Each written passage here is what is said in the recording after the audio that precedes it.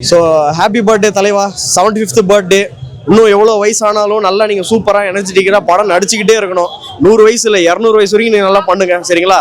அதை பார்க்க நாங்கள் எல்லாருமே ஹாப்பியாக வெயிட் பண்ணிட்டு இருப்போம். ஜெயிலர் 2க்கு எப்படி ப்ரோ வெயிட்டிங்? ரொம்ப பயங்கரமா இருக்கு. 1 வந்து தெறிக்க விட்டுச்சு. ஸோ ஜெயிலர் 2 இன்னும் பயங்கரமா இருக்கும். அன்னைக்கு ஃபிளாஷ்பேக்கோட சீன்ஸ்லாம் எடுத்து ஒரு இது பண்ணுவாங்கன்னு நினைக்கிறேன். பார்க்கலாம் எப்படி இருக்குன்ட்டு. கன்ஃபார்ம் கில்லியோட ரீ-ரிலீஸ் தான் ரெக்கார்டா சொல்லிருந்தாங்க. ஆமா. பழைய உடைக்க நினைக்கிறீங்க? தலைவர் படம் வந்து எப்படின்னா அவரோட தோல்வி படமே வந்து வெற்றிங்க. அப்புறம் வெற்றி படம்னா அப்ப எப்படி இருக்கும் யோசிச்சு பாருங்க.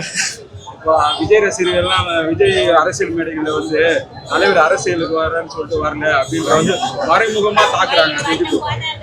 அது வந்து நம்ம யாருமே இன்னொருத்தவங்களை இது பண்ணி பேசக்கூடாது, சரிங்களா? விஜயும் பிடிக்கும், தலைவரும் பிடிக்கும். தலைவர் எனக்கு மெயின். பட் வந்து அவங்க அப்படி பேசினா நம்மளும் அப்படி பேசிடக்கூடாது.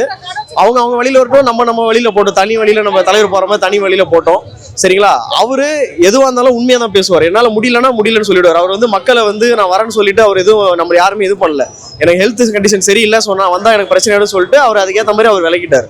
அவ்வளவுதான். தேங்க்யூ.